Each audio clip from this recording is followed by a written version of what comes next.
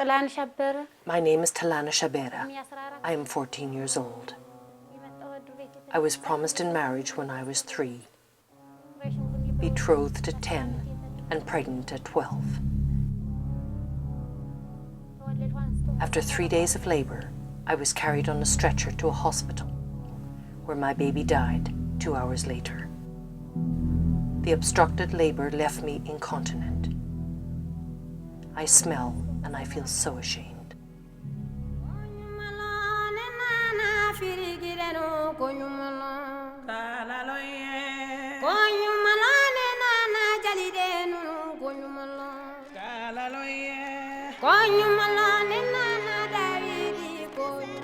In Ethiopia, over 9,000 women and girls suffer from obstetric fistula.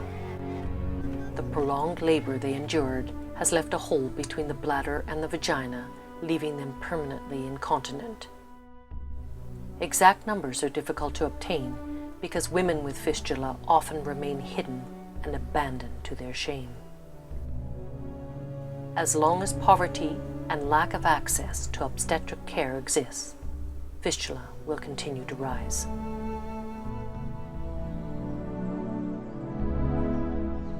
Dr. Catherine Hamlin has dedicated her life to repairing fistulas and restoring the dignity back into the lives of young women.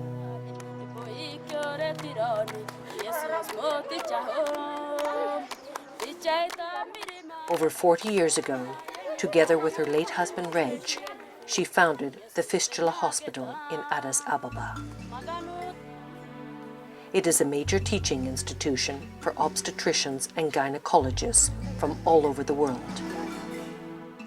Catherine has heard many times over heartbreaking stories like that of Telanish. I feel that I can get into the life of these girls because I've seen so many of them, and I can picture a little girl marrying at an early age, possibly marrying at 13 or 14, going to live with her in-laws in a country village, away in a beautiful spot in Ethiopia. But for this little girl, she doesn't notice the beauty, she doesn't notice that she's living in some perfect idyllic spot, because her life is a hard one. She is taught by her mother-in-law to be a good wife. She has to carry the water pot on her back from the well or the river. She has to carry the sticks for the fire. She has to grind the grain for the food and look after her husband and possibly her in-laws as well in this small house.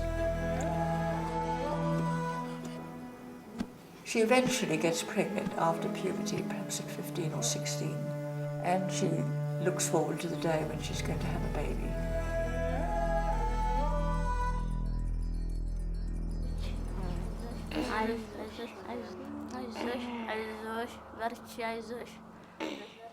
She comes into labour. She's lying there. She has nobody. She doesn't know what's going to happen. She starts it possibly with an element of fear as well, because she hasn't really known what's going to happen to her. She's had no access to a hospital, to antenatal care, to a midwife.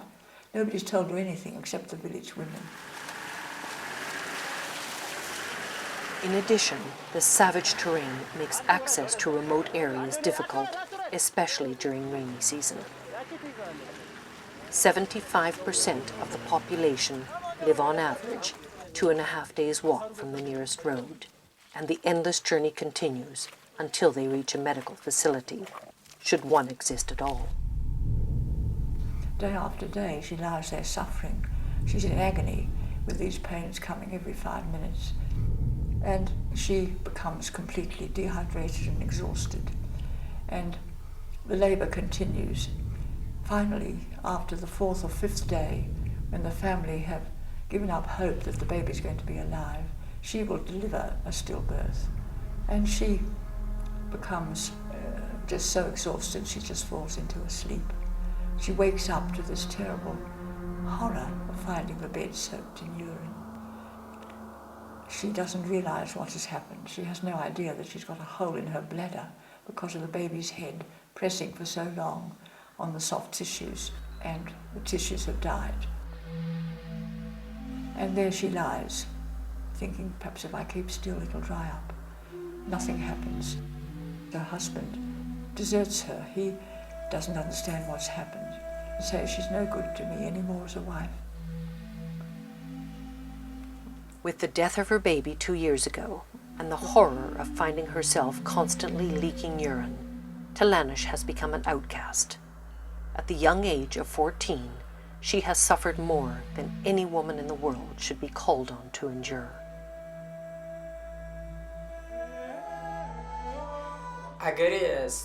Because my daughter was an underage bride, her pelvis was too narrow and she lost the baby. But with God's grace, my daughter was saved. She finally is given back to her mother and father. But they love her, they look after her. They put her in a shed somewhere alone because the rest of the family can't stand the smell in the small house. And there she will exist until somebody tells her that she can be cured.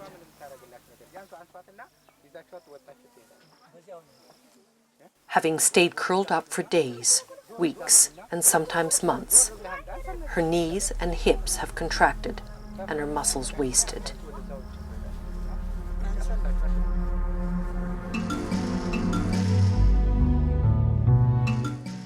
Many of these girls require long-term physical therapy to regain the ability to walk normally. Fatima has foot drop due to damage to the nerves that run through her pelvis. Like many, she will face a long wait before she is strong enough to have her fistula repaired. For others, the delay in getting to hospital may have been too long and their internal injuries too severe.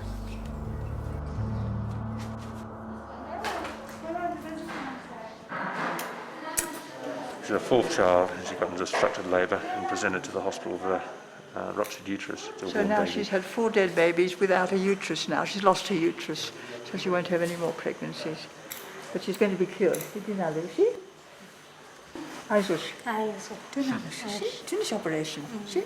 We are expert now at repairing these injuries.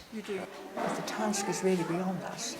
And we feel that the preventive side of this work is so enormous that we have to have other people involved.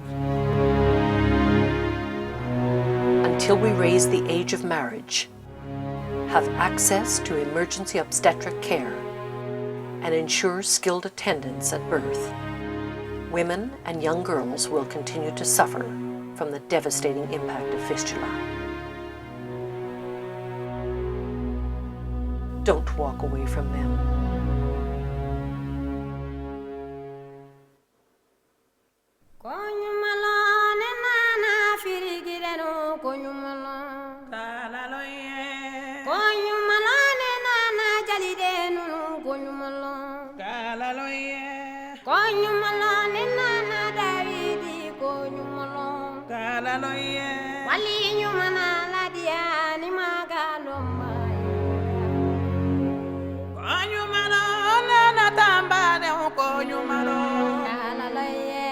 Konyu